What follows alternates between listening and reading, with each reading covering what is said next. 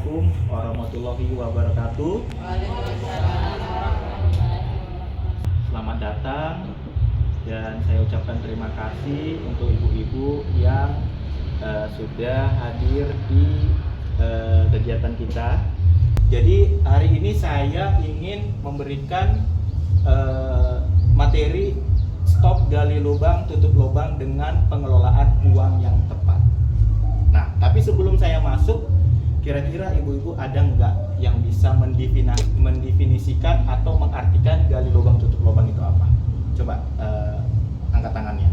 Kira-kira apa pengertian gali lubang tutup lubang itu? Ibu apa? Pinjam uang bayar utang, bayar pinjam apa? Silakan, nggak apa-apa. Tadi pinjam duit untuk bayar utang. Harus di stop karena supaya dalam pengelolaan uang itu bisa tepat seperti itu. Baik. Nah, jadi ada beberapa rencana-rencana yang mungkin bisa dipertimbangkan ibu-ibu supaya jangan sampai gali lubang tutup lubang. Salah satunya adalah rencanakan dan kendalikan penggunaan uang bersama keluarga. Jadi ini sangat penting ya. Ketika kita ingin memiliki sesuatu atau membeli sesuatu, harus kita rencanakan. Minimal kita harus pikirkan apakah hutang ini produktif atau tidak. Kira-kira hutang produktif itu seperti apa itu? Coba ada yang bisa jawab? Kenapa? Ya, betul. Jadi pastikan sebelum untuk meminjam itu, ini uang produktif atau tidak, ini bisa nggak untuk dikembangkan lagi, gitu kan? Jangan sampai hutang kita nggak bisa bayar, yang ada kita malah dikejar-kejar. Lalu yang kedua, biasakan menabung dengan disiplin. Nah, ini perlu juga ibu-ibu ketahui. Pernah nggak mendengar kita itu untuk supaya menabung tuh menyediakan amplop gitu? Ada juga cara lain. Kalau saya ini biasanya kita punya pemikiran ketika saya belanja, setiap ada uang saya 10.000 saya langsung simpan gitu. Nah, nanti lambat laun mungkin bisa ditingkatkan lagi, ya kan? Jadi kalau setiap saya belanja di uang 50.000, ternyata kembaliannya ada 20.000, ada 10.000, ada 5.000 nya, contoh gitu kan. Nah, karena tadi kita sudah punya rencana, pokoknya setiap uang saya ada kembalian 10.000 saya simpan, kayak gitu, konsisten. Jadi perlu membiasakan menabung dengan disiplin. Dan yang terakhir, pertimbangkan dengan matang sebelum memutuskan berhutang. Kembali ke awal tadi. Jadi kalau bisa hutang itu sifatnya produktif. Contoh, kita mau beli motor, gitu ya. Pastikan motor ini bukan hanya untuk gaya hidup, ya kan? Oh, mau ngantar anak sekolah. Apalagi kira-kira motor yang mau digunakan? Berusaha, ya kan? Kenapa? Mengurir. Nah, bisa mengurir atau antar jemput anak sekolah. Ojek sekolah kan? Ya. Nah, ya tapi ada ya Bu ya. Agar pendapatan bisa seimbang dengan pengeluaran.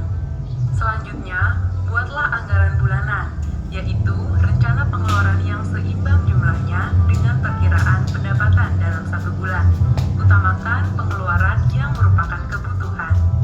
Seringkali beberapa anggota keluarga perlu uang secara bersamaan untuk kebutuhan yang berbeda. Gunakan uang sesuai dengan anggaran yang sudah dibuat. Kita bisa memakai sistem amplop dan membuat Menyeimbangkan antara pendapatan dan pengeluaran, ya kan?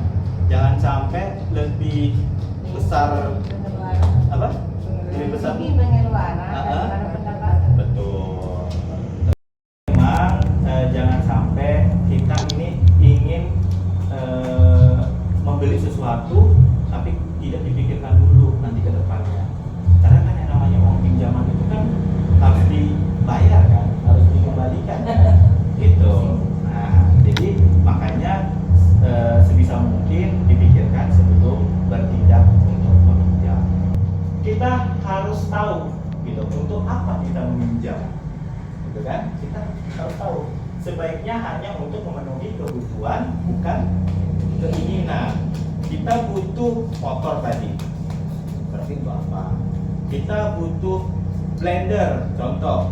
Ya mungkin kita mau jual top ice atau apa, kan ada ya gunanya, nilainya nanti setelah mengambil itu gitu dengan uang pinjam. Nah, selanjutnya berapa besar yang perlu kita pinjam? Jadi harus sesuaikan jumlah pinjaman dengan kemampuan. Itu. Supaya terhindar yang namanya gali lubang, tutup lubang. Jangan sampai kita pendapatannya 2 juta, 3 juta, kita beli motor yang terlalu 5 jutaan. Ah, gitu. DP-nya ya kan? Iya. Kalau memang butuh cepat ya mungkin ke Iya, saudara dulu. tidak ada jaminan Nggak ada. juga. Nah, tapi kalau pas lagi ada jaminan kan bisa ke bank ya. Iya. Itu. Memang tidak perlu jaminan dan ada batas maksimalnya, biasanya tidak. Itu tergantung kedekatan kita juga ya sama si rentenir ini, dan bunganya pasti tinggi sekali.